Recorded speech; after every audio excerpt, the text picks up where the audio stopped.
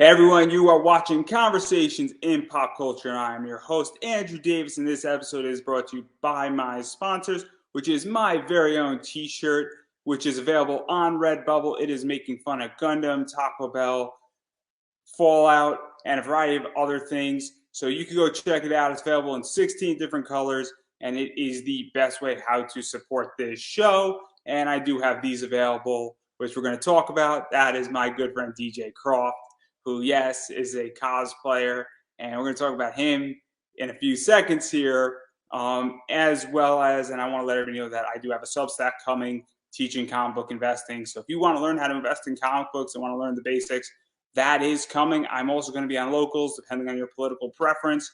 I am going to be everywhere, so you can support me. They are the exact same thing. It's just how you want to basically get your content. But I am not going to bore you with the rest of my sponsorships because I have with me returning guest, Cosplayer Cos, Nikki. So welcome back to the show. Thank you, Andrew. It's really good to see you. It's great to be back on your show.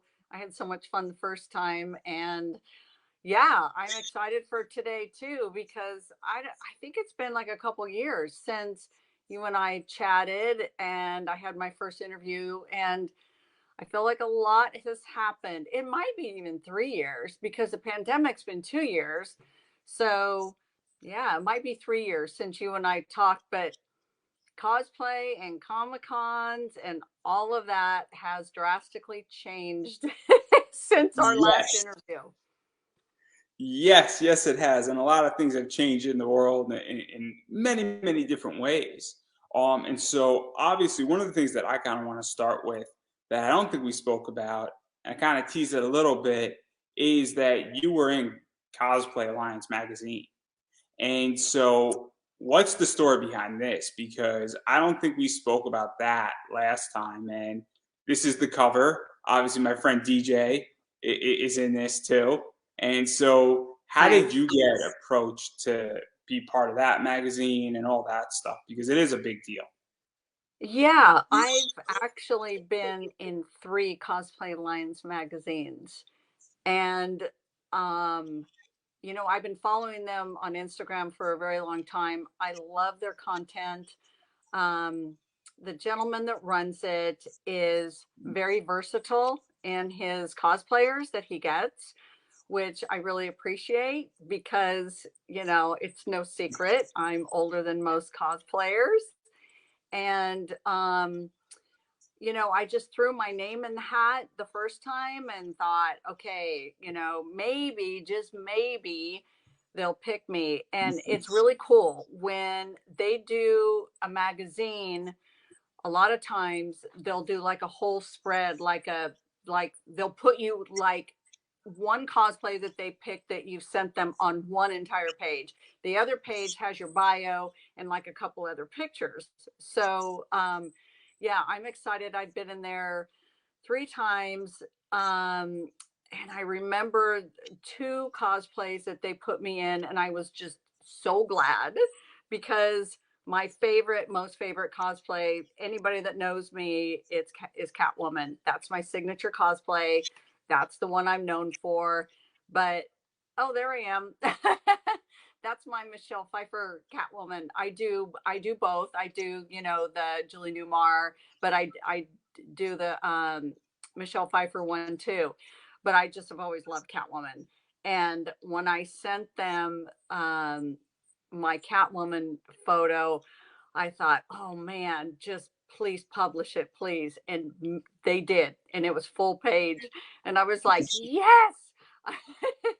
I was so excited. And then another one they featured me in, and I was really glad because this is when when Disney Plus came out with, you know, the Mandalorian and the Book of Boba Fett. So I did a female Boba Fett like way before all these girls started doing it, you know, because I've always loved Star Wars, and just Boba Fett is like, you know, the coolest bounty hunter ever. You know, he's just like way cool. And of course, you know, I had to do, you know, my, you know, girly, you know, kind of thing. Anyways, and so I think it was a full page of my female Boba Fett, and I was just so happy. but he has been so kind, the guy at Cosplay Alliance, by featuring me as often as he's done. And they did I think he did a Christmas edition, and I submitted my Christmas Catwoman, and I was in that for that. But yeah, it's been great. I mean, they're amazing. Yeah, so to even talk about this, because obviously, and I'm very vocal about this, where I hate the term professional cosplayer. I absolutely hate that term because I think it actually is very toxic. I don't Yeah. think that, it's a good term. And I think that the people who are making good money with this and that's their job, I don't have a problem with capitalism. I have a problem with that word because I think it does create a division with Right. cosplay. Yep. And so I think that that's one of the things that Cosplay Alliance magazine sort of is trying to break a little bit. Is Yes. it's fun. And look, I have friends who make a good amount of money from Patreon and OnlyFans and stuff in Yep. that realm. But I think it is very important to remind people that cosplay is supposed to be fun. It's costume Mhm. play, and also the fact that they are going down. I don't think DJ is going to mind me saying this, but DJ is gay. And I think it's well known. If you didn't know that, I hate to break it. DJ is a friend of mine, so I could say that. But it is, and then obviously you're a little bit older than most cosplayers, I think. And so, what is that like for you that you are included and that it is very versatile? Because I think that is something that people also forget. That again, cosplay is meant to be for everyone. It's not Yep. just meant to be if you're 21, for Yep. lack of a better word. Yep. I totally agree. I mean, we're all about, cosplays for everyone. It doesn't matter what race you are. It doesn't matter what size you are. I mean, that is very much embraced by everyone, which I think is absolutely awesome. But being an older cosplayer, I've been, like you said, Cosplay Alliance has been very kind to me, and there's been a lot of Instagram pages that have been very kind to me, and they repost my stuff. But and the thing is that I try very, very hard. I give my most efforts into my cosplay, and I try very hard to pay attention to detail and everything. And I do see where I get overlooked because I'm older. It's like, if sometimes I can pull off a cosplay and the makeup's just right, the lighting's just right, and I might not look as old as I am. And, I'll get a repost, and I always, thank them for that. But I think being an older cosplayer is the toughest. You do have pages like Cosplay Over 40. You ought to look them up. They're great. They do a lot of cosplayers that are over 40, and they featured me, I don't know, 3 or 4 times. They have this circulation thing they go through. So they said, Nikki, it's time. Can you send us? I'm like, yeah, sure. So I just redid my Harley Quinn, and this time I'm like, Nikki, you got to wear a blonde wig, okay? She's blonde, and I tried to pull off my own color hair. It's like, no, no, she's blonde. And so I thought, okay, I'm just going to do a blonde Harley. And I did, the whole booty shorts, the bat, the cute, I mean, everything. And so I thought, yeah, I think it turned out cute, so I sent it to them, and they go, that's it. Oh my gosh, can't believe you pulled it up. And they said, did you make a mistake? Because you have to fill out a thing, and you have to put, what's your next cosplay? What is this cosplay you're submitting? In case, people don't know, everybody knows Harley, and that you have to put your age. And so I put my age. I'm like, I'm 63. And they emailed me and they go, did you make a mistake? Is this a typo? And I go, no, it's not a typo. I wish it was a typo. I wish I wasn't 63.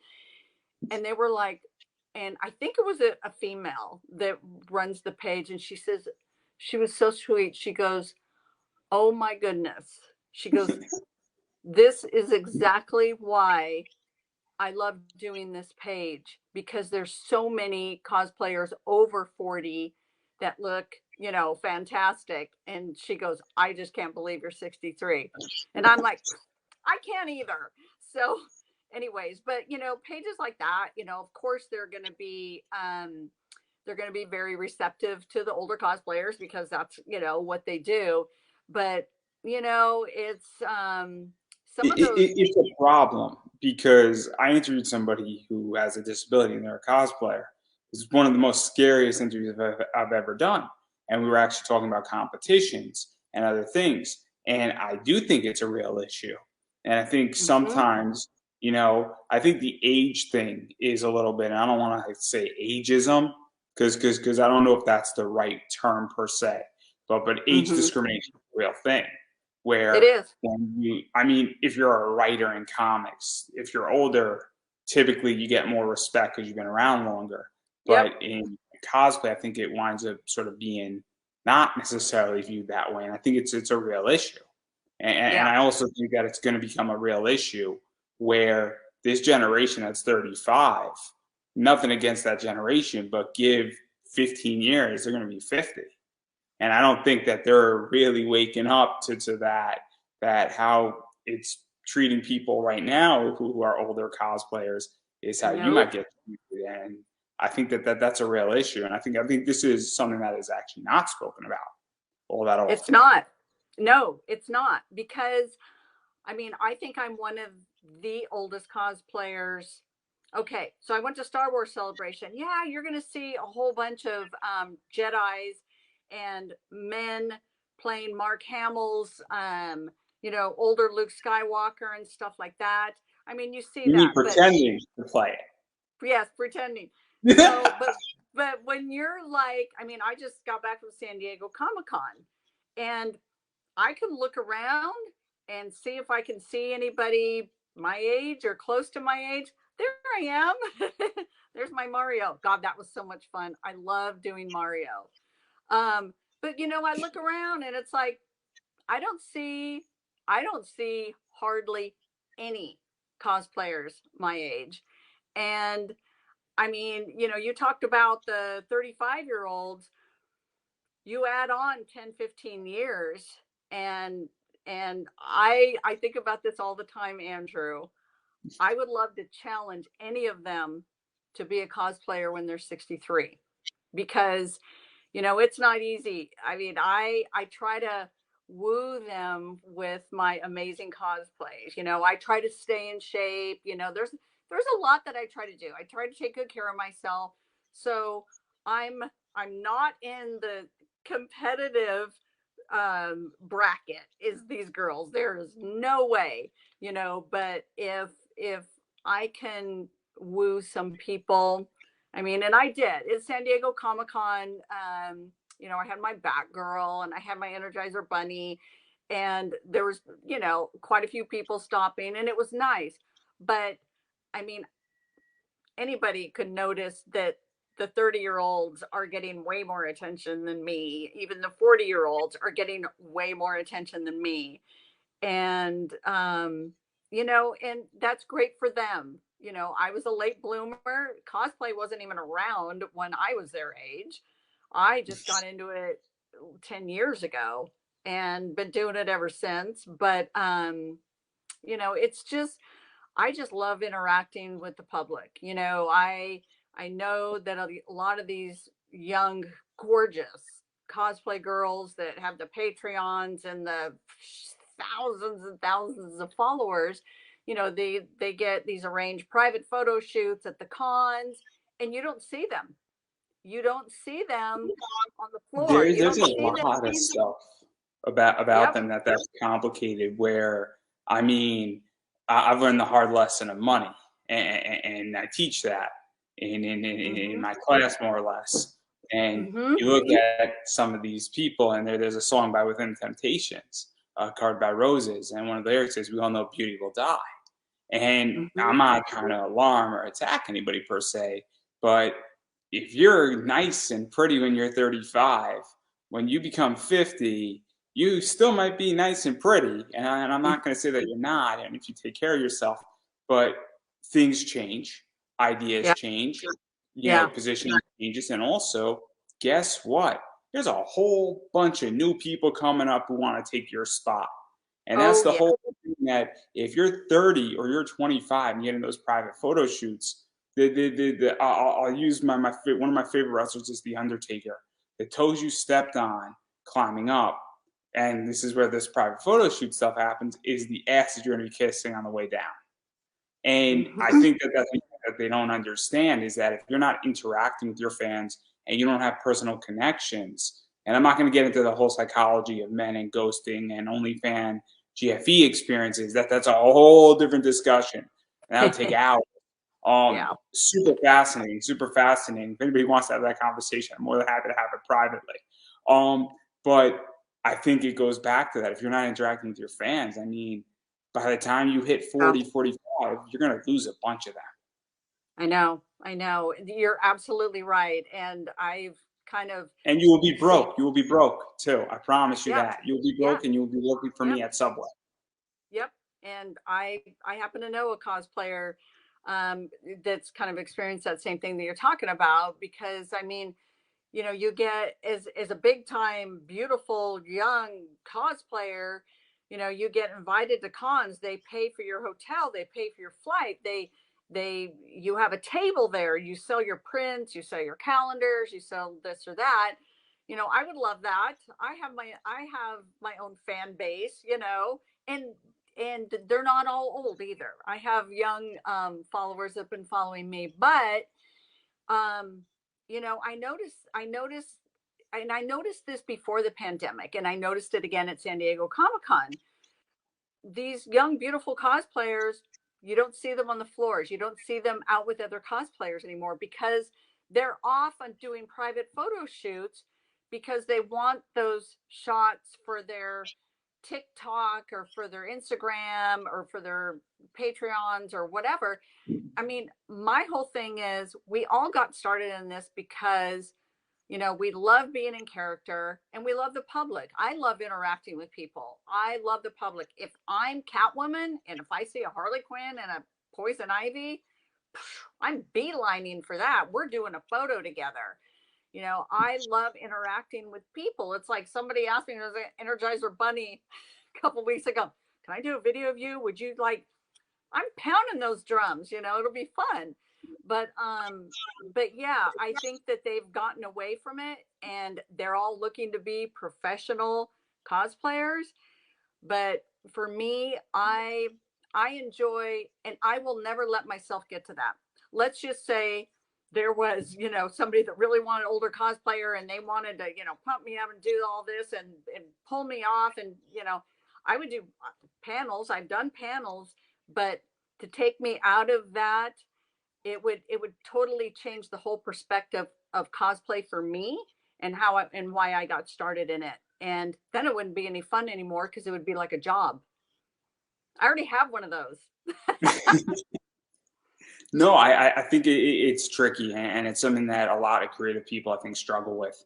I mean, I used to do conventions as a fan panelist, and I love lecturing, but obviously I wanted to be taken care of, Yeah. and I still want to be taken care of. And I'm very honest, where I'm not going to go and do any extensive lecture on comic book investing, where that's behind a private paid wall. And because within an hour, I can change somebody's perspective, and I could basically give somebody a blueprint and enough information that they can go out on their own and figure it out way quicker. And so Yeah. my objective is to get paid at cons for that. Yeah. But if I'm talking about something that I like to talk about, which is golden age anime, I'll do that for free all day because I like talking about that. But Yeah. it's a real problem, I think, where I think a lot of people have realized that I could sell prints, I can go to cons, and I think it's created a problem, and I think that a lot of people in comics, whether they want to admit it or not, are pissed about it, where they're like, all these promoters are making bank off of all of these cosplayers, and they can't comp me a table. And Yeah. I know a bunch of people in the comic world who don't want me to say this, but I think it's a real problem, and I think that it's also the cons' fault in a lot of ways, because I don't think they understand where their money really is coming from. and they Oh, attract a superstar to sell tickets. But at the end of the day, I don't think that you're really helping, and that you're making a lot of people pissed off that are not going to say anything because they mhm. really don't have the power to say it. And I think it creates a problem internally with cosplay. I think it creates a problem with, people at tables. I mean, Dave Dorman wrote a whole post saying that he didn't break even at a con because of cosplayers. And they were all taking away from him selling his comic book and his signature at a Oh, con. And he yeah. just basically said, I'm going to stop going to conventions because of that. And then Matt Wow. Hawkins has spoken about this, where, man, Matt Hawkins was very nice about it, where there was this big cosplayer who had like 6 foot wings, and she was right in front of his table. And he politely asked her, "Could you move 3 feet over?" But I think that Oh that's a my much. gosh. But it's a real issue. But I digress. Yeah. I digress right there. Yeah. I already got you and me canceled. But I don't really care. So I don't care because I think this is something that does need to be spoken about. Where Yes. there is, I think, a cultural problem with all this. I really do. Yeah. You're accurate on that. Yeah, and I mean, that's a quick buck for these cosplayers, and let's face it, they're all females. I mean, I've never seen a guy get his own table or at a con. I mean, DJ just got one. DJ got one at Wizard World, and I oh, picked up DJ before that. I picked up was, DJ was before that he for a reason. was he the Tomb Raider in the picture? Yes, yes, he is. Yes, he is. I love he did Tomb Raider.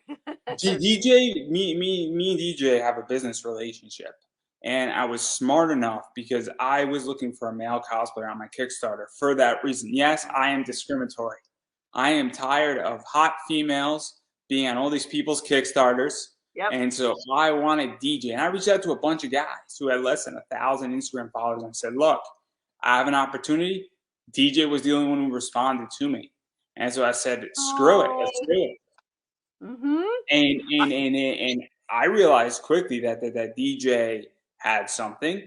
DJ has like quadrupled his following, not because of me, but Kickstarter happened, and then 3 4 months later, DJ is on the up and up, and so that's the whole thing. And I absolutely will be discriminatory. When I run another Kickstarter, I will have another cosplayer, and it will be a male. I will Yeah. not be a Good. female cosplayer. That's nothing to do with it. I don't hate women. I don't. I just think that they get all the opportunity, and I want to change the culture. Yeah, we do. We It's do. rooted in sexism to the T. It is. It is. Absolutely. I agree. I have some very good male cosplayer friends. One of them I was walking around with at Star Wars Celebration, and he was Han Solo, and I did my mashup. It's like one of my favorite is my Cheshire Cat Storm Trooper, and that's it. And oh my gosh, I just kept getting stopped. I mean, I couldn't walk 20 feet without people just stopping, cell phones, whatever, photographers. And he just looks at me and he's like, and I says, you know what? I'm sorry. I said, your Han Solo is just as good as my Cheshire Cat Stormtrooper. And he said, it's just no fair. And he does Batman, and he's got these huge wings, and he looks fantastic. He does get a lot of photo ops, a lot of families, a lot of kids, because everybody loves Batman. But Which is wrong. They're all wrong. Okay? The correct response is if you see a Batman, you should run away. That's technically the correct response. Batman is not supposed to be want a hug. I'm just saying that if I ever cosplay Batman, I want children to run away, and I want them to run to Superman, because that would be success to right, me. right. Well, I mean, look at Catwoman. They love Catwoman too. I mean, she's a villain. I mean, yeah, it's crazy. This past weekend, I was at Pirate Invasion because I like to do that too. And I mean, pirates aren't good people. They steal. Okay, Hey, but not if you ask a One Piece fan. I mean, that entire anime is just fucking fantastic. It's so good. It's so good. yeah, no, for real. But yeah, I mean, even the whole pirate thing, and kids come up to you, and they're like, oh, and kids really love the guy pirate, and of course I'm handing out booty, little coins to all the kids, because I try to make it fun for them. And I even do that at Comic-Con sometimes. If I'm going as Wonder Woman, I'll go on Amazon, get a bunch of Wonder Woman stickers, and I'll, stick them in my purse or whatever, and I hand them out to kids because they like it.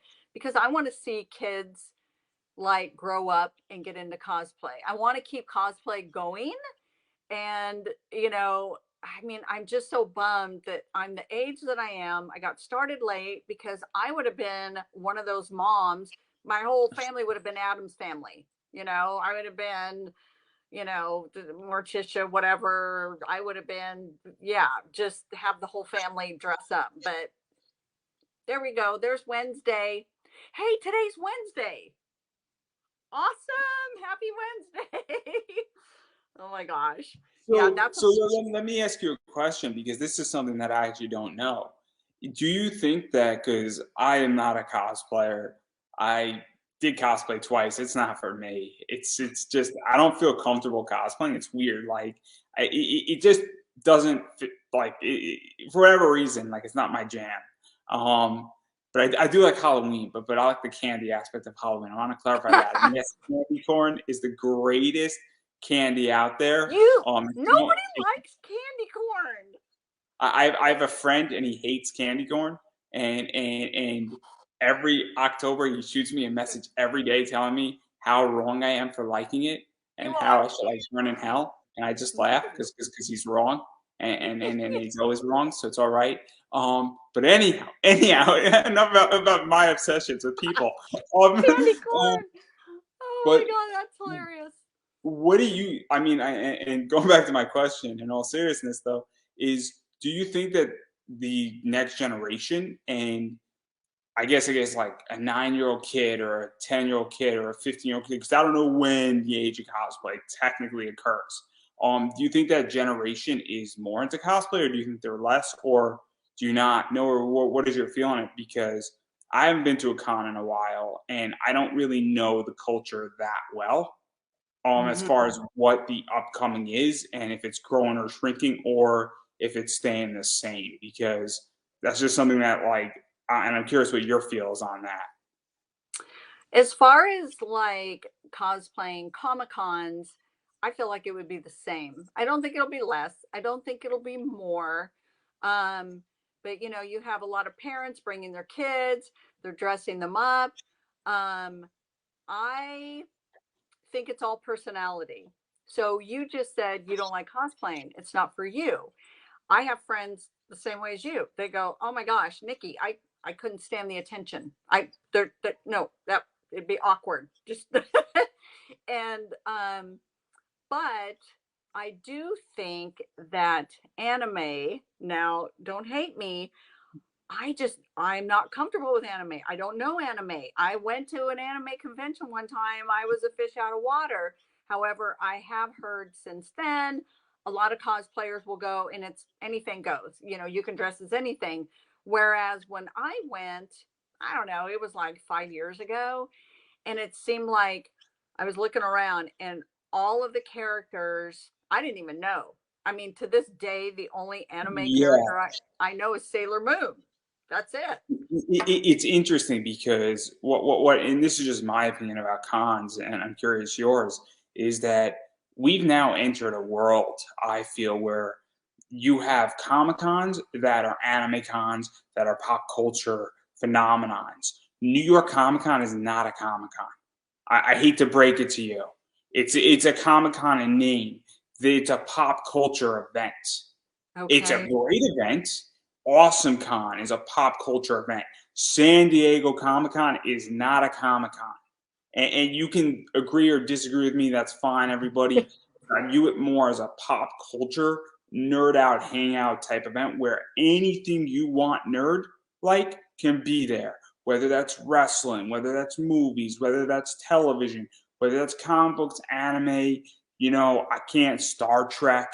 I can't think of something else in that, I guess, area Right. But that's all at those types of events. But then you get to something like, maybe like a fan expo, like Boston Fan Mhm. Expo tends to be more Mhm. comic oriented. What But then about you get Dragon Con? I've never been to Dragon Con. I have not been there either, so I don't know. But Okay. it could be. It could be. But then you get things like Anime NYC, which tend to be anime, or Yeah. Crunchyroll Expo tend to be anime. So, and I'm curious how you feel about that because I think it's safe to say that San Diego Comic Con is not a Comic Con in the sense that it's just comics. It's everything now.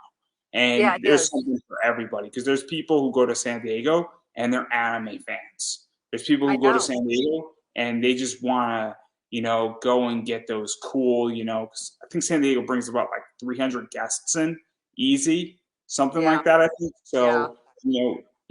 Like if you're looking for that show, you can probably find it at San Diego or New York or some other big Comic Con event. Yeah. Yeah. You're absolutely right because it's like it's not a Comic Con, and now people are dressing other than anime, going to anime. But when you were asking me, okay, what do you think about the future and kids? Do you think it'll be as much? I think anime is might be bigger, and I can't believe I'm saying this, It but is.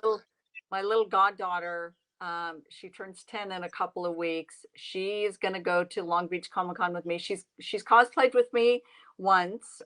She was a tiny little Harley Quinn. She's a natural blonde, and I was Catwoman, the one that you showed. And I'm gonna do Beetlejuice. She's gonna do Lydia at Long Beach. But I was in the car with her. We were coming back from Universal Studios, and she was just rambling about anime. And I'm like, "You know anime?" And she So calls me, it's interesting. yeah, she calls It's me Yaya. interesting. She goes, Yaya, I watch anime. She goes, you don't watch anime? And I go, I don't know anything about anime. And she started telling me all about these characters. And then I was talking to her mom about it, and her mom goes, oh my gosh, she goes, she's obsessed, she watches it, and it's like she knows all the characters. And I was like, oh my gosh. And I said to myself, I go, do I need to take her to an anime convention? Because it's not my thing, but I should do it for her though. But yeah, go ahead, anime's huge. This is what's interesting is that I'm a big anime weeboo, and I got no problem. I'm a big comic reader too, because all this stuff is cheaper now too. I mean, for me to get my anime, it costs me $80 a year to pretty much get unlimited Wow. access to 80% of the market. Comics cost me like $6.37 every single month to get about 15,000 new titles every single month plus, and then their backlog on Comixology. So at this stage, for me to get those two sectors covered at about 80% of the market, it's dirt cheap. It's dirt Wow. cheap to get it. And also, one of the things that happened is that manga surpassed the sale of US comics in like 2021, and it's continuing. And Wow. so every time I go to Barnes and Noble, and I'm going tomorrow because I like going to Barnes and Noble, I like going to bookstores. Bookstores are very, very tranquilizing in a lot of ways. They're very calming. Yes. Every time I go at like 11 o'clock, 12 p.m., all these kids in the summertime go and they're picking up two, three, four books of manga, and maybe they'll pick up a graphic novel or one of them will pick up a graphic novel. But it is crystal clear to me that this stuff's only getting bigger. And so Yes. I'm very curious about even that because, Yep. I've seen a lot of stuff in that regard. And Yeah. it's just fascinating to me. So that's my take on it. But I'm a big anime watcher. I watch a lot of anime. I enjoy anime.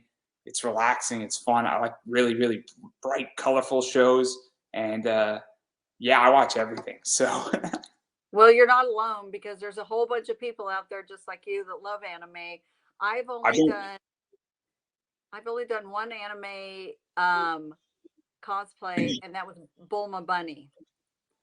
And it was fun, and I got to wear a blue wig, and it actually turned out cuter than I thought because I get my followers that asked me, Nikki, would you do a video game character? Okay, Mario.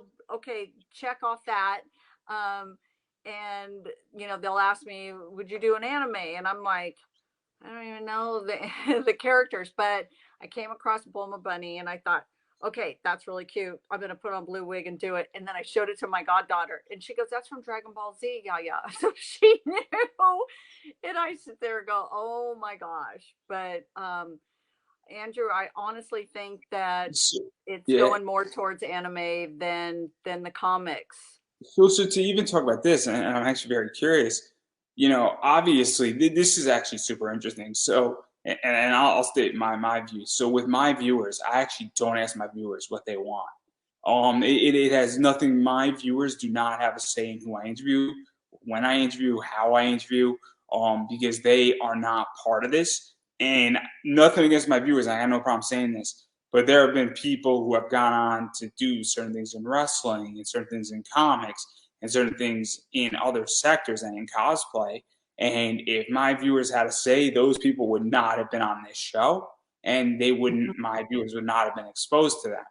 And Mm-hmm. so I'm curious how you feel. Maybe it's a little bit different with cosplay, where how much influence do your fans have versus you when you're building a cosplay, how you build it, what version of that cosplay? Because again, my fans have zero impact on how I run this show. And there's a lot of good reasons for it. And the main reason is that I'm paying the bill Yep. Yep. for all of That's right. this. So that's Yeah, kind of and how I do it. yes, and I feel the same way.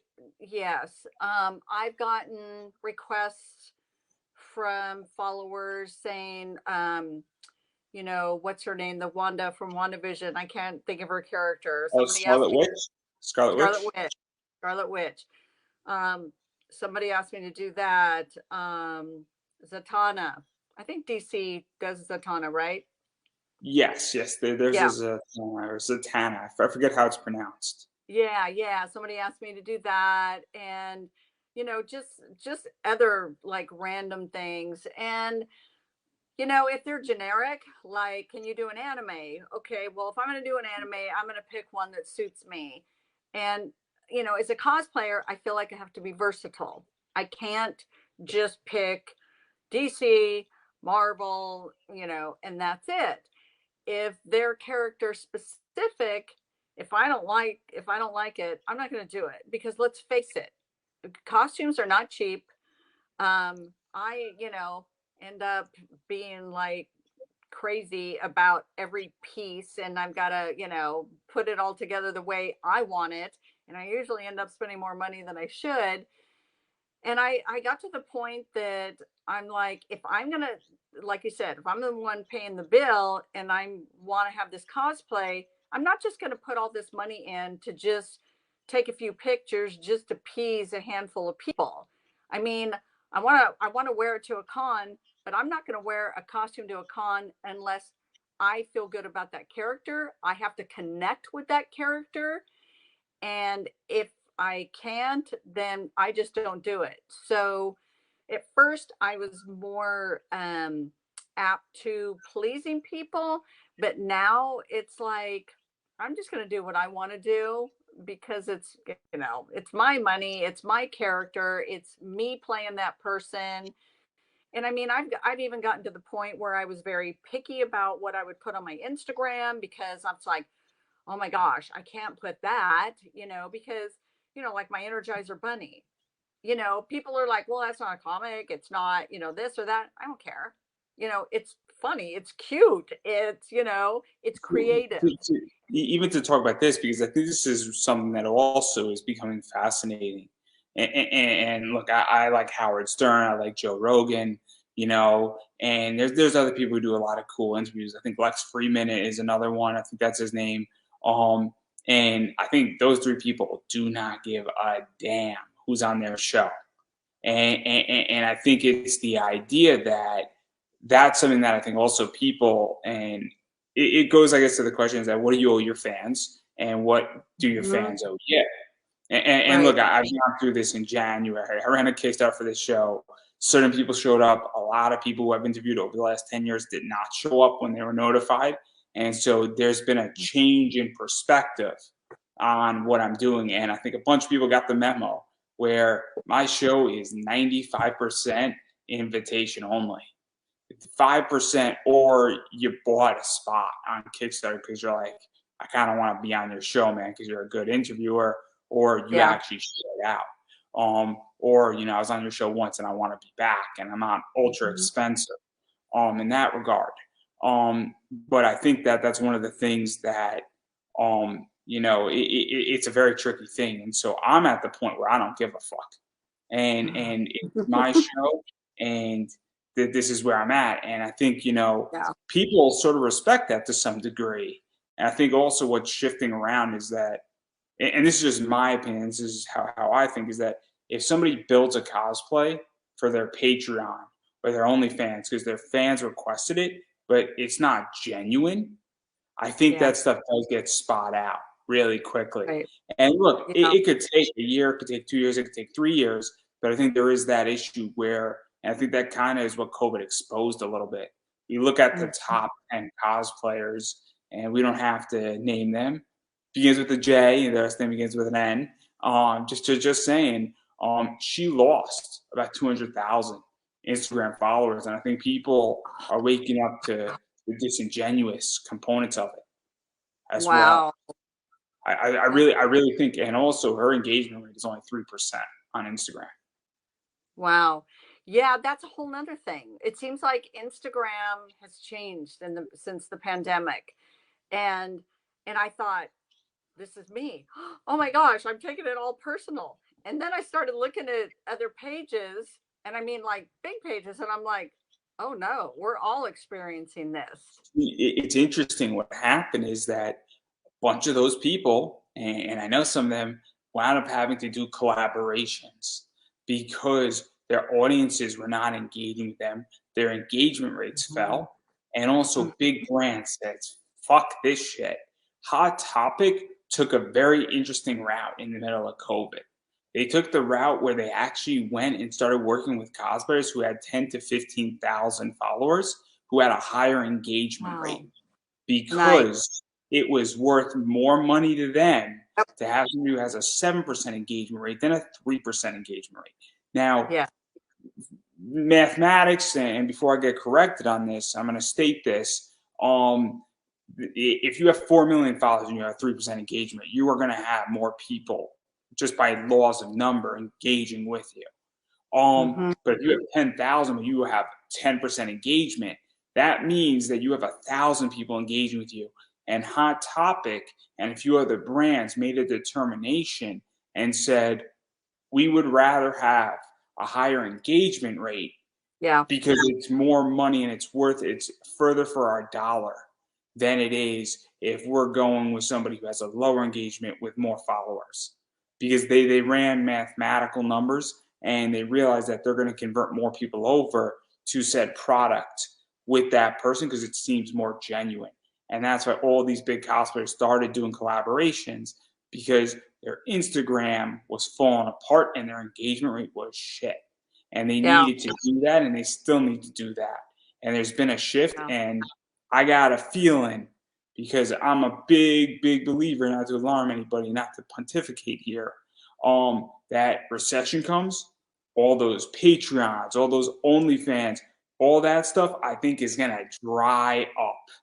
Yep. Because Not to mention, they're not going to, they don't want to have the money. I mean, these girls are making, oh my gosh, thousands of dollars a month in their Patreons.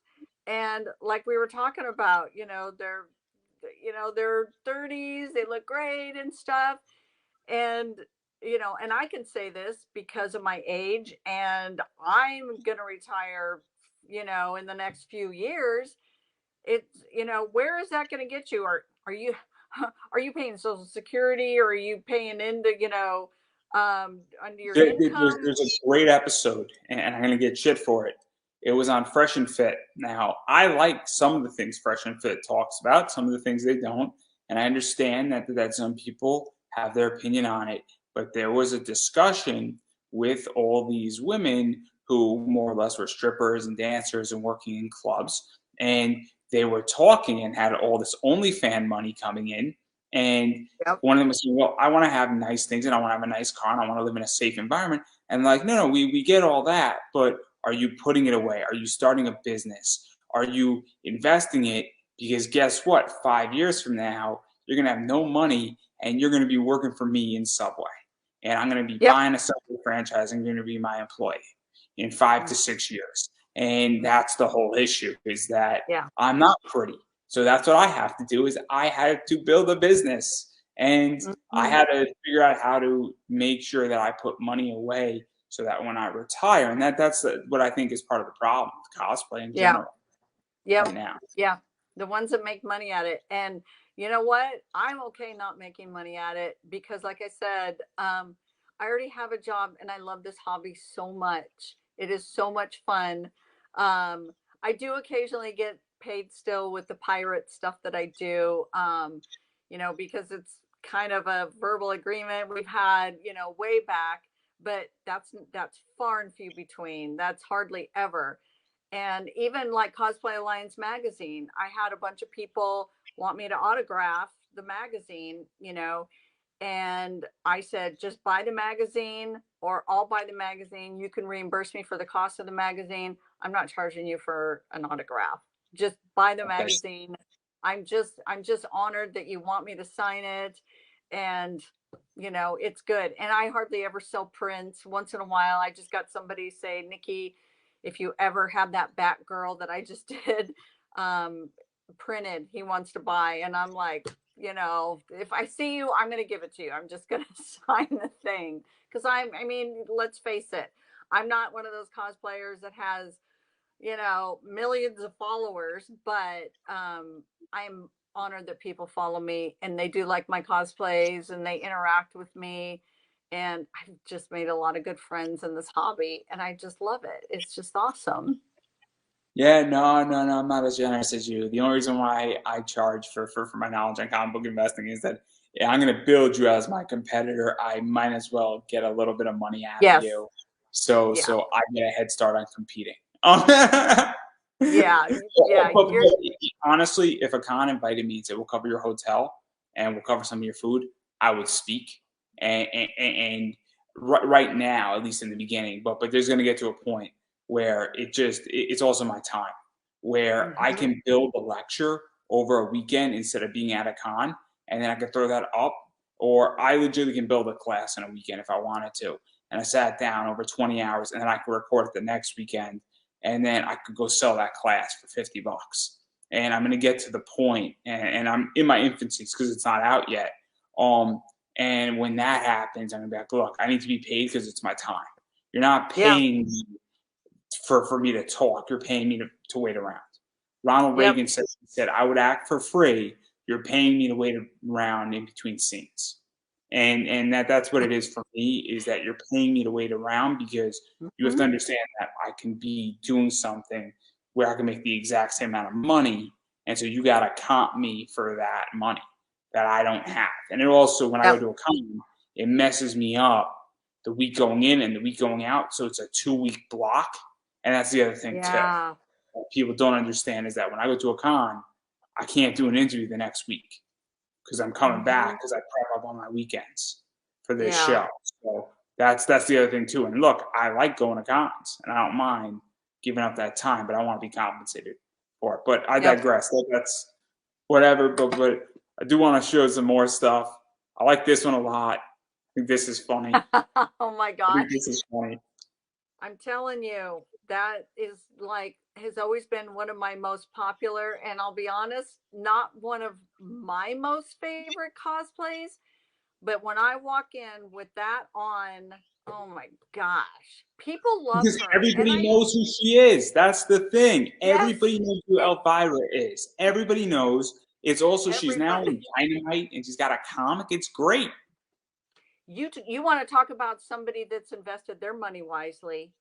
There is a YouTube about her whole life, how she got started, because she could have never gotten away with that now because they would have wanted the rights So she broke off from this TV show. I can't remember which one.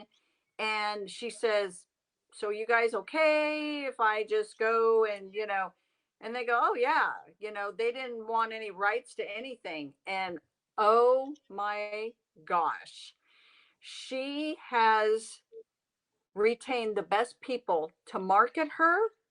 She's a smart woman. She knows what she's doing. And matter of fact, I met her. I don't know if I told you. I met her at Midsummer Scream. I was dressed as her, and she was just Cassandra, beautiful redhead. And it was my turn to have my picture taken with her. And I went up to her, and she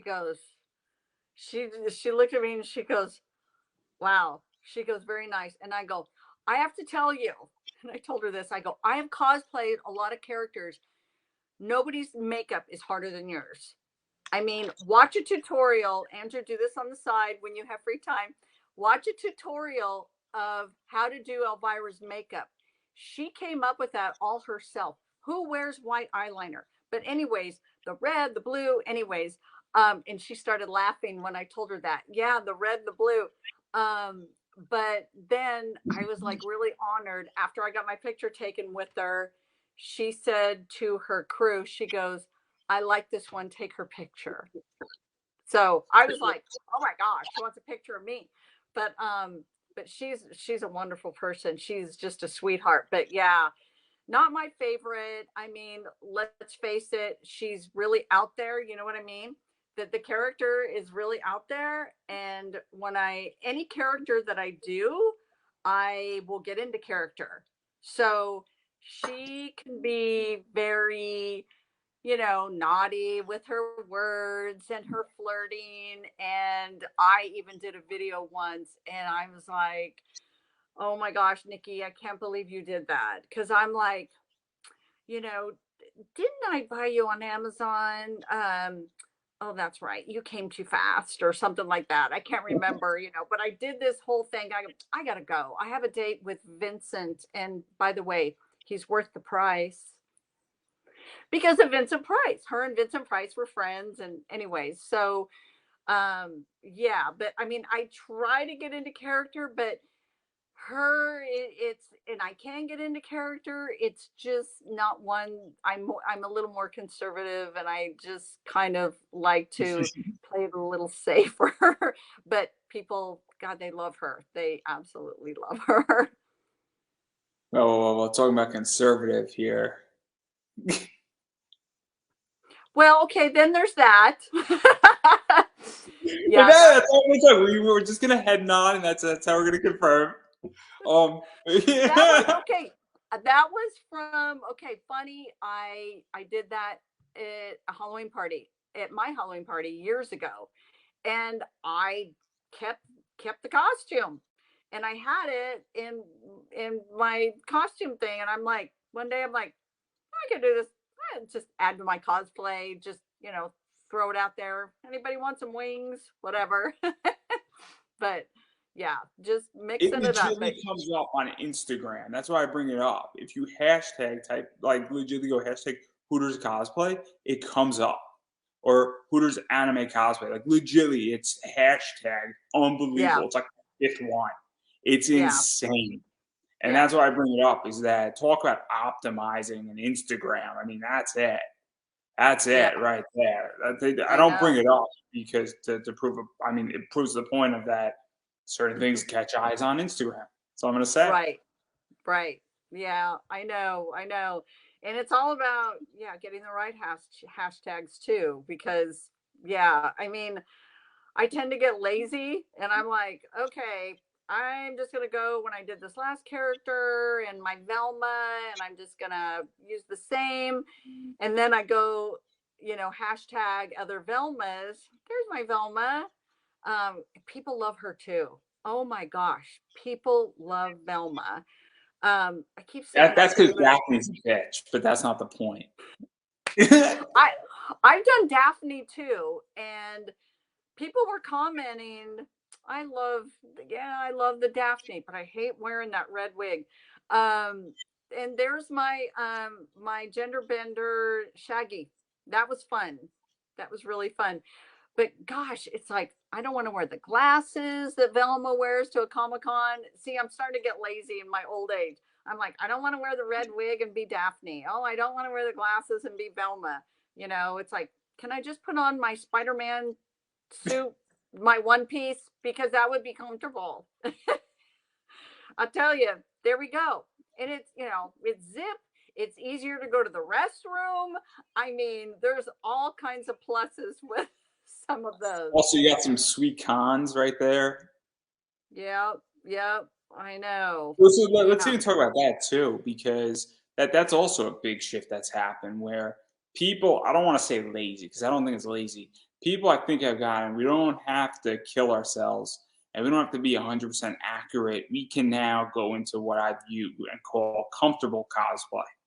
And Mm-hmm. I think that there's been a stigma that's been broken, where I think for the longest time, and look, I've been going to cons probably about 10 years now. And when I first started, you know, just as a fan, 16, give or take, it's things were like elaborate and people couldn't sit down. And even going Yeah. further into that, you know, now I think people have said, fuck that. You know, I want to be able to sit down. I want to be able to use the bathroom. I don't want to kill myself I to know. the same degree that you know that. And look, some people want to look a certain part. They want to do that. They want to wear 8-inch Yeah. heels. And if that's you, more power to you. More power to That's you. Nikki. I'm not going to stop you, but I don't think it's a requirement. I don't Yeah. think it's a requirement that if you want to be like, I'm going to drop a name. I'm going to get it wrong. I think it's like by Shojin or Shonen or by Show, whatever her name is. She has 8-inch heels. And somebody's like, I want to play that character, but I want to wear sneakers. You know, more power to you is all I'm going to say. Get those Converse, honey. No, I've I just cosplayed in 5-inch heels the other day. It's a pirate thing. I wore 5-inch heels and it was an uneven surface, the grass, the dirt. I'm like, Nikki, what are you thinking? And What's wrong but with you today, right? I'm one of those. It's like, nope, nope, nope. You have to be in character. You can't, no cheating. And I But just, do you feel that there's been a shift though, where people have also just said, you know what is, look, I don't need to have the most accurate Spider-Man costume. I could do this right here, for instance, where it's close enough. We all know this is not what Peter Parker's wearing out. You know what I mean? I think it's pretty safe to say that Peter yeah. Parker has better sneakers. But all jokes aside, it's the idea that I mean I've seen some massively elaborate, Yes, Spider-Man I have things, but I too. also think that if you went to a con, somebody's wearing that, you go, oh, that's cool, And so, what is that like? Because I think that's been a massive shift in even how certain things are built as well at this point. Because I think that is something that has been broken. I think it was starting to break before COVID, and now I think it Yeah. is fully broken where Yeah. people are like, and it doesn't take away that if people want to go the full route and be 100% accurate and they're competing, they can still do that. But I feel like you're not judged the same way. Like when I first came into cosplay, if you Yeah. did what I view a Oh my gosh. casual, relaxed, comfortable cosplay, you were going straight to hell Yeah. to like face You, judgment day. Essentially, is how it was acted, and that like legitimately that's how it was. Everybody's all I'm gonna say. yeah, you get a stink eye from people.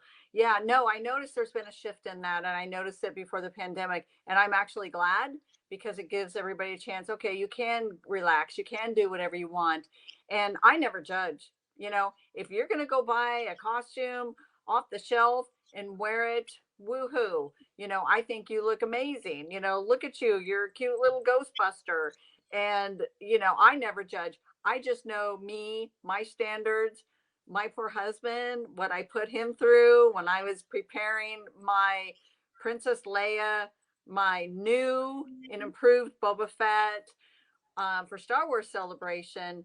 Oh my gosh, you know, and I'm like, but I don't know if these boots are right. And the color of my shorts isn't the same green as my armor. And I was, and he was just like going, oh, get me out of here.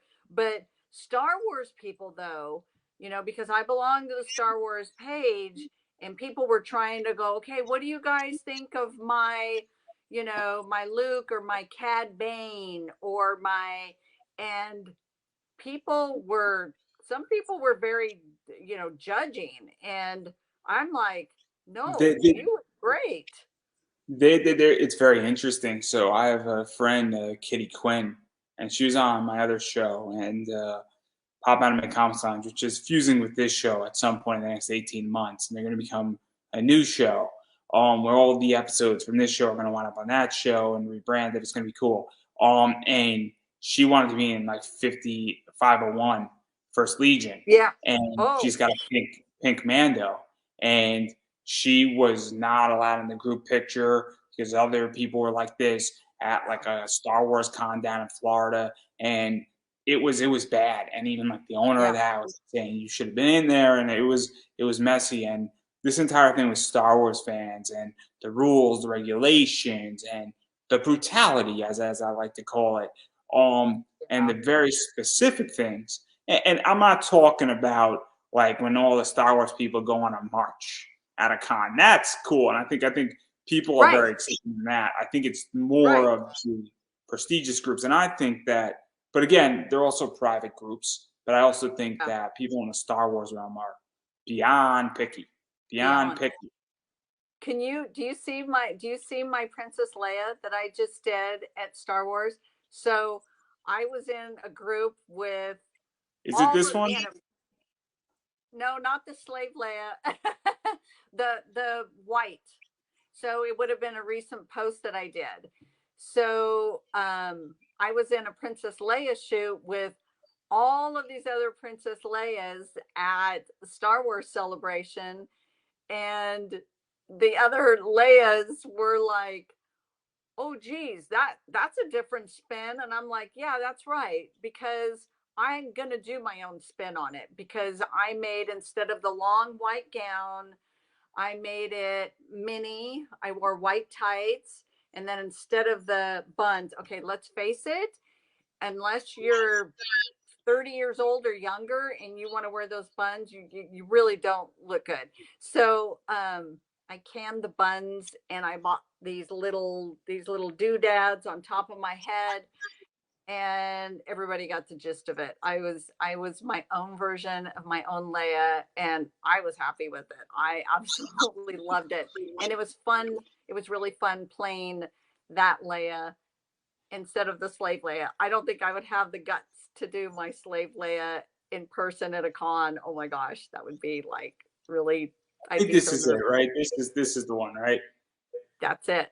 That's it. So instead of the buns on the side, I got my little bun things on the top, and yeah, I just did a mini version with some high boots, and yeah, they were like 4-inch heels, um but yeah, I mean, I had fun. I I had so much fun at Star Wars Celebration that 3 days after I got back, I got COVID,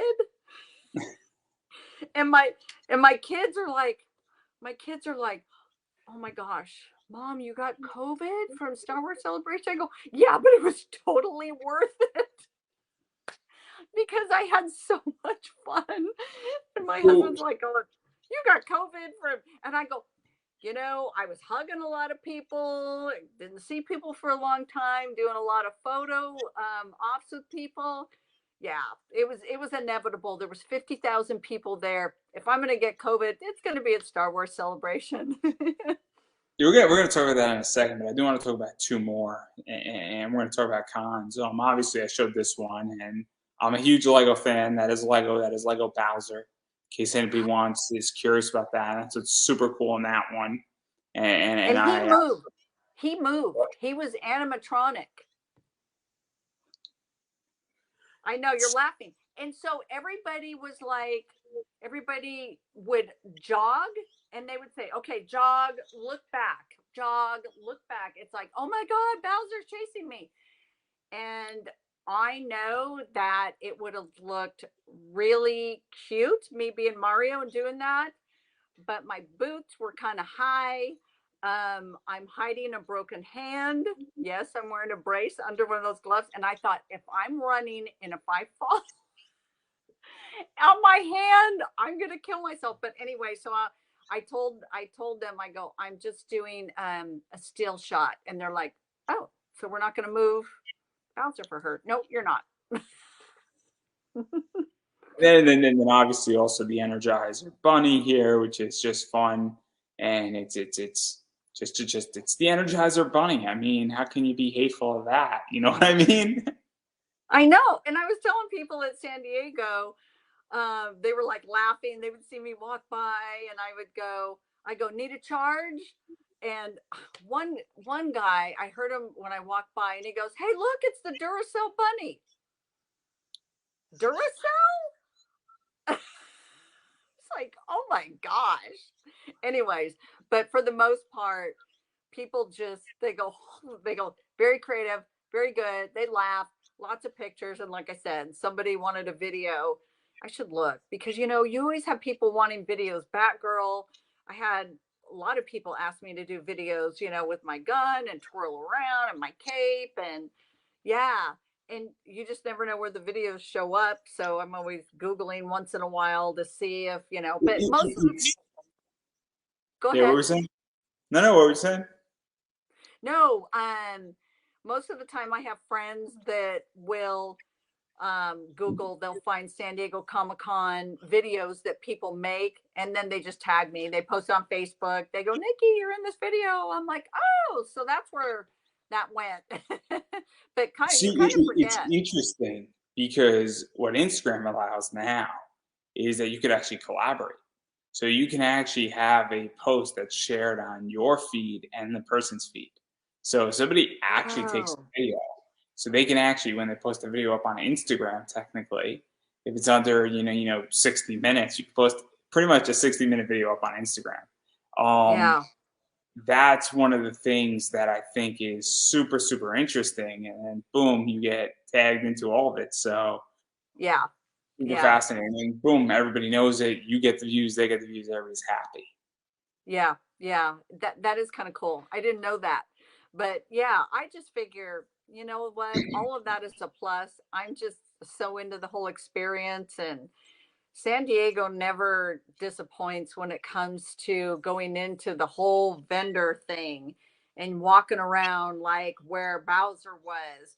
Everything is so ginormous and so huge. The Star Wars, the Mattel, the Hot Topic, the Loungefly, everything is just so grand. You know who's responsible for why we have pop culture cons, right? It Stanley. started in. Do you know why we have pop culture cons and what changed San Diego, New York Comic Con, and all these conventions?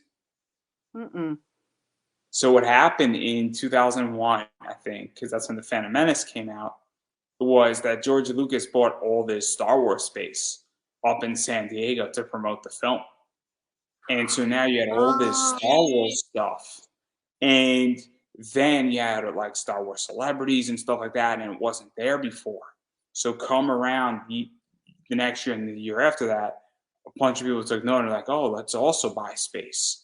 And that's how this became pop culture. So why we have okay. celebrities at Comic Cons and how they became not Comic Cons was because of George Lucas and Star Wars. So yeah, Well, really, I'm really, even really, more George proud Lucas of is that. real. What? Yeah, What'd you say? well, and I'm even more proud of that because I'm such a huge Star Wars fan.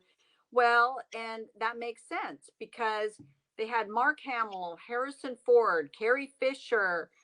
They had them all on panels at San Diego Comic Con. I don't know how many years ago, because I have friends that have pictures, and I'm like, oh my gosh. That's when, and see, that's hard for a cosplayer because I'm there cosplaying. I don't stand in line for panels. I don't stand in line for exclusive merchandise because I'm there cosplaying. It's funny because I'll get people go, hey, they have a limited edition, blah, blah, blah there.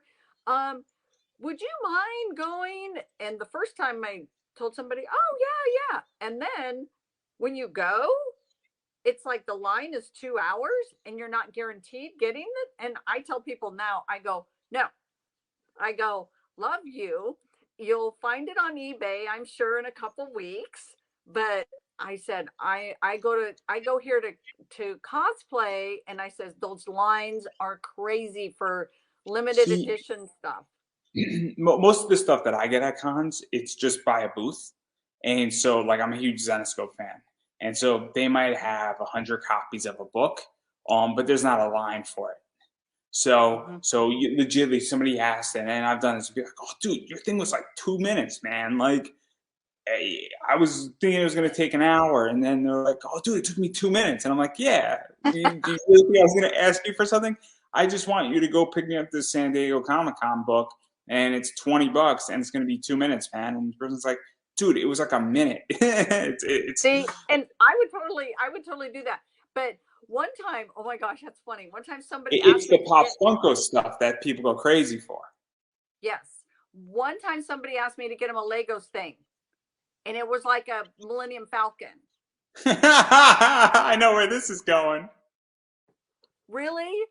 I'm going to carry around a box of a Millennium Falcon Lego and just carry it 20 around pounds. all day when I'm 20 pounds, cosplaying. isn't it? It's What? 20 pounds. Oh my gosh. It's like, no. And the thing is, people don't understand what it's like to cosplay. I mean, we basically walk around for 6 to 8 hours a day. We have at least one prop to carry. I always have two. It's like Cheshire Cat Storm Trooper. I've got the helmet, I have the blaster, and I mean, even it's hard when I want to take a picture of other cosplayers, because I do. I love taking pictures of other cosplayers. So I'm jiggling around trying to get, I mean, it's like I need a handler so bad. See, it's kind of funny though, because I know exactly how much Legos weigh. I build Legos. I build Lego cars, and I built my Bugatti, my Chiron Bugatti. That Nice. is an 11-pound Lego set. 11 pounds. Jeez. Oh my gosh. The, Yeah. the, the box is 11 pounds. Then when you build it, the car's like 9. It's no joke. I mean, it's 9 pounds, and it's a beast of a car. Yeah. It's a $350 Lego set. That's It's funny. no Yeah. joke. The Yeah. Sion, on the other hand, is a $380 Lego set, and that weighs like 10 pounds. Jeez. So this stuff is, I mean, they're beautiful. And then Lego just came out with a Ferrari. That's like $400, and that thing weighs like 12 pounds. It's a beast. The Yeah. point, what I'm getting at here is that Legos weigh a lot. Tiny little bricks that individually weigh nothing weigh a lot when you stack them together. So that's all I'm gonna say on that point. But again, that's crazy. But even going into cons a little bit, because obviously pre-COVID cons were never safe. I think it's safe to say that. There was always con crud.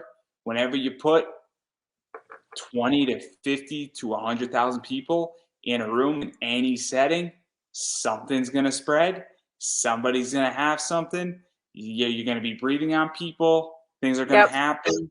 But regardless of how well you protect, regardless of how much air you pump in, versus taking air out, because it's better that you pump air in.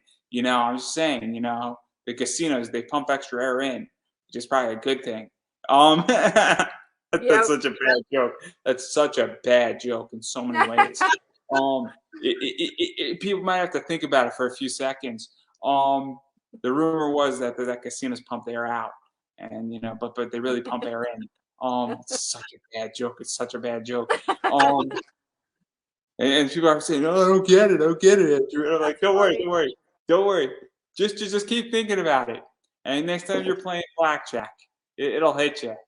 Not like 21, more like 25, but that's not the point. That's terrible. I'm going to be here all night, everybody. I'm going to be here all night.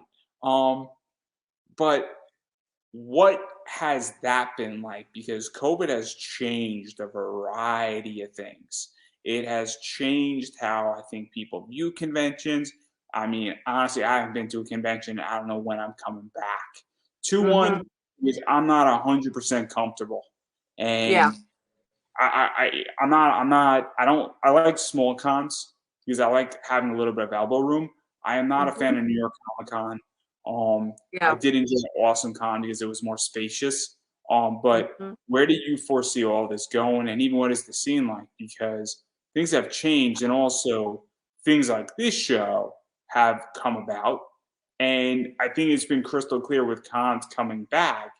I don't have a problem with finding guests. I'm actually having the same rate. I mean, it's maybe like 5% slower, but that's Yeah. not monumental. Where I'll do maybe this year 160 interviews instead of 170, which isn't that big of a deal. Nope. So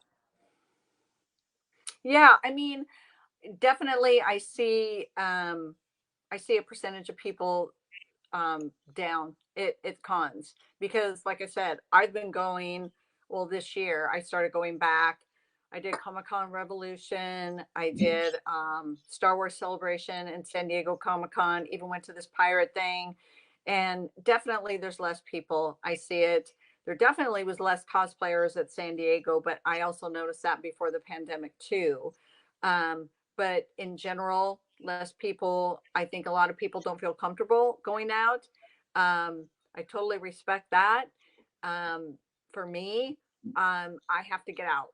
I have to, I have to socialize. Love seeing my friends and meeting new people. But I think the pandemic, really played a part in all events. I mean, it's not just Comic Cons and anime conventions, but for the most part, it's everything. And unfortunately, this is just my guess. I think it's going to continue. I think, COVID's not gone, it's still here.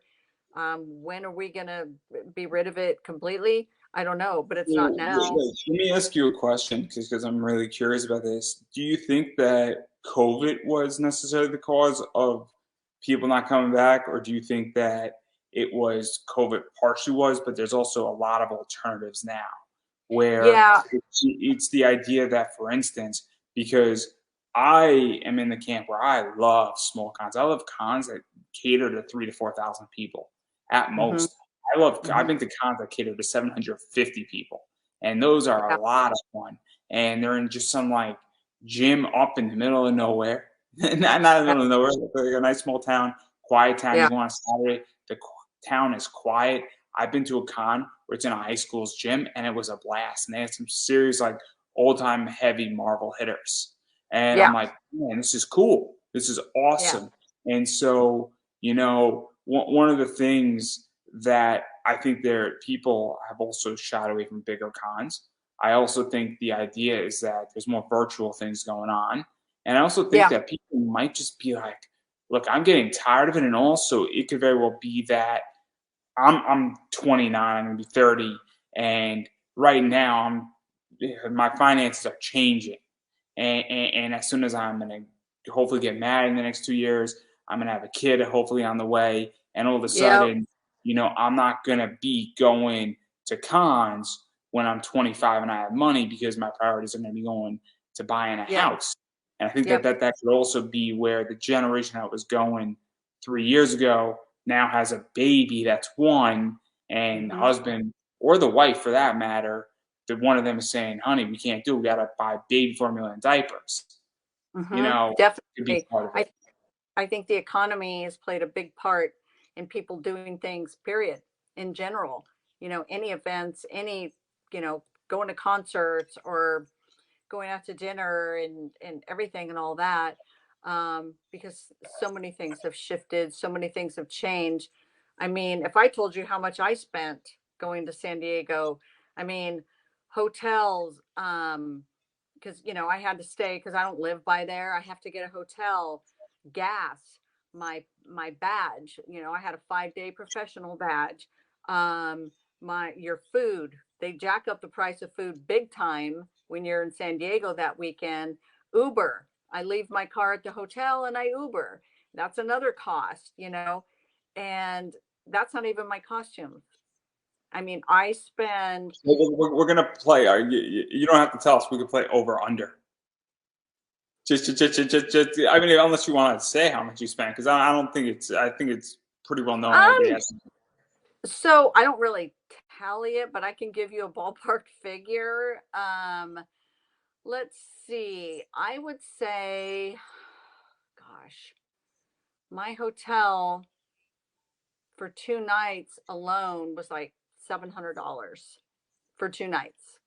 And I'll tell you, it wasn't, a super nice, hotel either. So, um, my costumes, I usually spend roughly around 200 for each one. I try to keep it around that. So I had 3 costumes, 200 a piece, like $700 for hotel.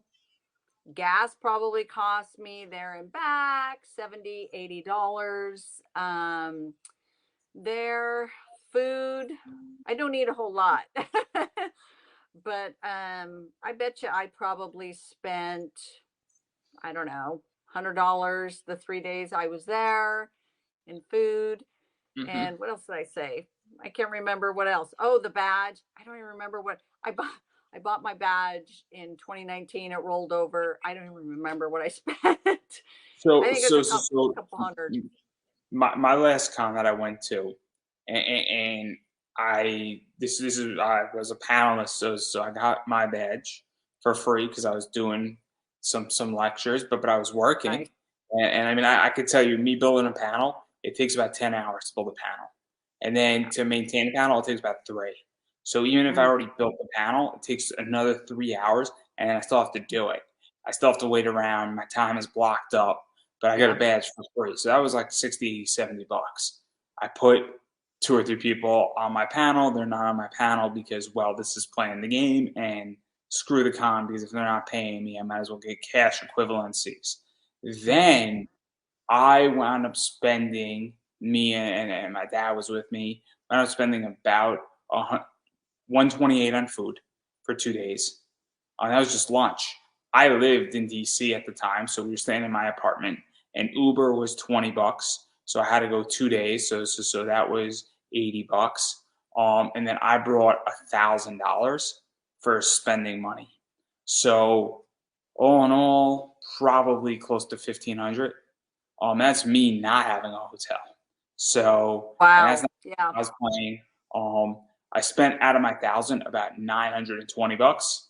A lot of grading, a lot of other things, a lot of signatures. I wound up selling some of that stuff and recouped it. I actually made money that weekend. I- About 6 months later, when I was done selling everything I bought, and investing, but nonetheless, I still spent and deployed capital. But it goes into this, and so yes, cons are expensive. Is Yeah. the end Yeah. point here.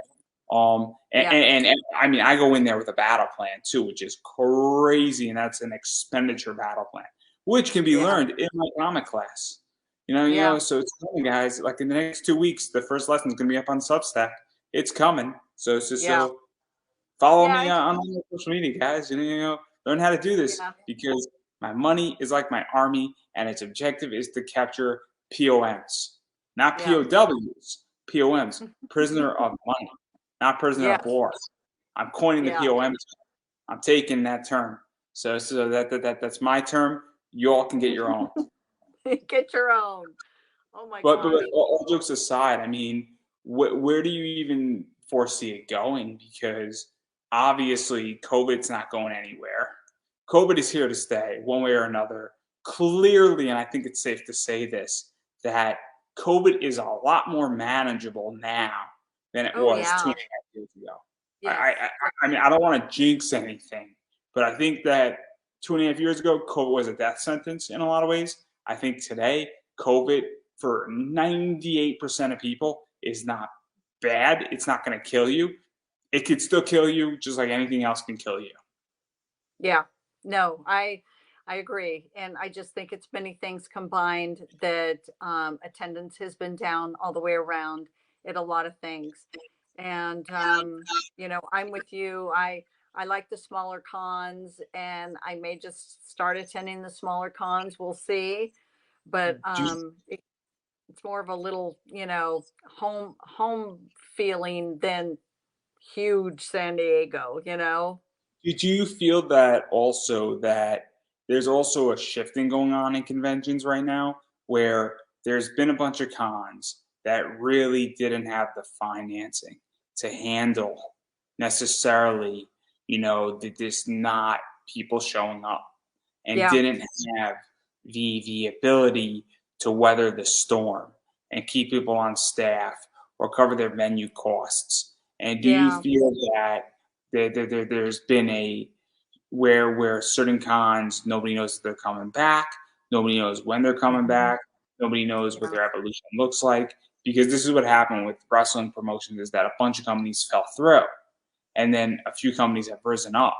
And so I'm curious how you feel that. Where do you feel that there's almost going to be conglomerates that pop up to some degree with all this, where it's going to be like San Diego and you got an Austin Con, you got a New York Comic Con, and you got some major conventions, and then you might have sporadic small ones too, but other Mhm. things that were stables are going to not come back or might take them years to come back. I have a friend who ran a very successful con, and then he's trying to figure out how to bring it back because, well, he made a lot of money, but he was living on his profits that he made in COVID. Mhm. Yeah. Yeah. No, I totally get it. It's like WonderCon this year. I didn't go because it was the weekend before Star Wars Celebration, and there's no way I could have pulled that off 2 weekends in a row. But one of my friends says they didn't have any headliners. They didn't have any headliner celebrities at WonderCon, and it was a huge disappointment. Therefore, the crowds were down, and there wasn't as many people because let's face it, the celebrities is what brings in a lot of people. So, you know, I think that things are going to change just like everything else. I mean, look at schools and education. I just happen to say that because that's what I'm in. No, I'm not a teacher though. People go, "Are you a teacher?" I'm like, "No, I'm not a teacher." But schools have changed quite a bit because of the pandemic, and there's things that aren't the same. Even though we're back in class, it's still not the same as it was before the pandemic because of all kinds of wrenches that have been thrown into it. So I think these events, are the same. Like I said, all events, concerts and everything, they're just having to do everything differently. And unfortunately, it's not the same experience as what we had before pre-pandemic. But I, as a cosplayer, am just happy that I do have cons to go to and I can still express myself the way I do, because it's what I love. Yeah, no, no, no. I mean, look, you know what it is. I'm the first person to say that I think change is always necessity. I think we were going to get here eventually, where we are right now in the entire Mhm. con space. And look, I don't know exactly where cosplay was going to evolve, but this was a much needed evolution for me, and I Mhm. adapted to the time. And I'm well aware that I think this happened about 10 years early because of COVID, where we were Mhm. headed. And I think cons were caught off guard because I think they were expecting this to happen more in 2030, not 2020. And so Yeah. that's my take on it. But I also think that a lot of people in the comic space, the cosplay space, the wrestling space, the anime space and voice acting space needed to figure out how to catch on. Yeah. And I think people are still figuring out, and I think even cons are figuring out. I mean, there were problems with cons were doing virtual cons, and I mean, I got offered a lot of positions on stuff, and I'm like, but I read your terms of service. You would own my panel. How Yeah. does that benefit me? You're gonna own the video. You can monetize the video, and you're not giving me anything in return. You're gonna give me social media. I can go pay $10 for that on Facebook anyway. And so I Right. think that there's been a lot of just crazy stuff. But again, it's going to be what it's going to be. I'm a capitalist, so I'm very happy because I did run a Kickstarter. I was successful. It was hell. I'll say that very openly. May or may not come back to it at some point. Um, I just don't want to go into it too much. Everybody who knows what happened. Um, and but again, though, I would have never run one if COVID didn't happen. This show would not exist if COVID didn't happen. But I digress right there. I do want to give you a chance to self-promote because we've been speaking for an hour and a half.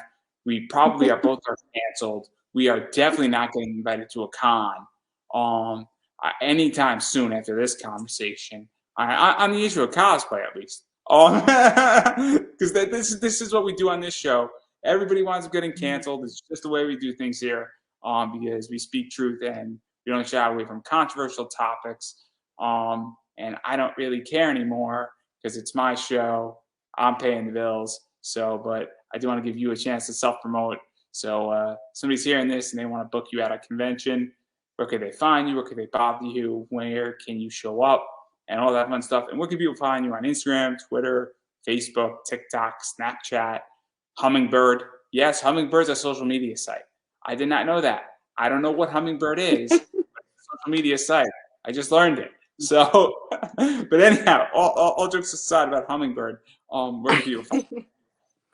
Well, I've never heard of Hummingbird either, but you can find me on Instagram, Cos I'm Nikki, and there's an underscore after Cos, COS underscore IM underscore Nikki, Nikki.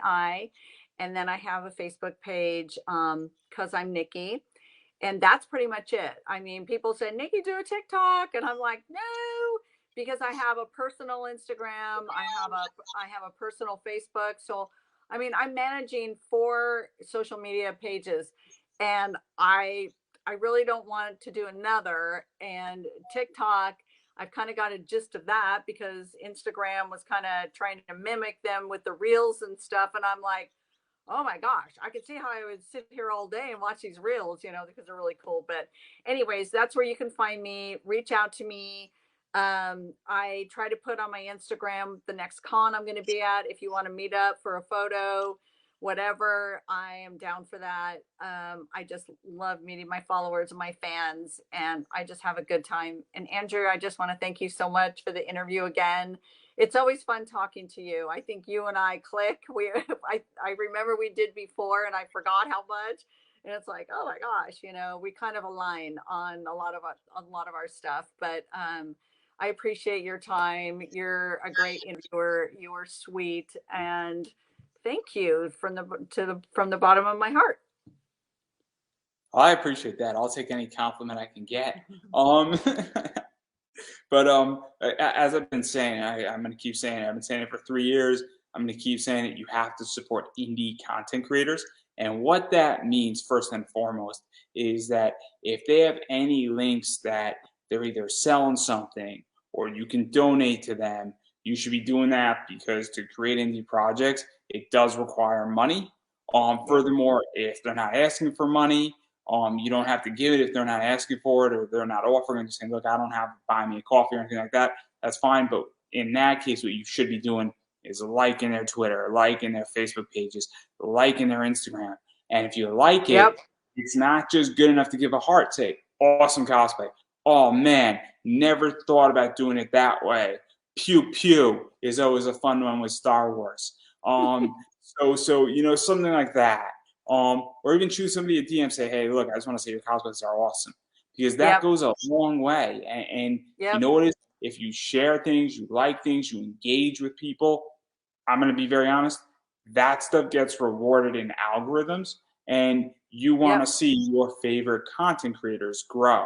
So please engage with, obviously, Nikki, engage with anybody who you appreciate because it does matter. And for the most part, social media is free. Instagram, Facebook, Twitter, those things are free, and you can easily engage on any of the platforms you're comfortable with. You don't have to engage with them on all. You don't have to do it every day. But even just liking something goes a long way, and it's going to take you 5 seconds. And look, I understand. I'm guilty of not doing it. Everybody is. We're in a society where we scroll through things and we don't even think about it. All I'm going to say is try to do that because it will make a big difference. And you never know that if everybody who watches this interview liked one of your posts, it'd be 50 likes, and that might get you another 10 likes in the long run. So when they see this interview and I'm starting to share it out. So that's what I'm going to say. As far as I'm concerned about me, because, well, it is my show. Obviously, I do have my T-shirt up there, which is Redbubble right here. So you go buy it. You can get it in 16 different colors.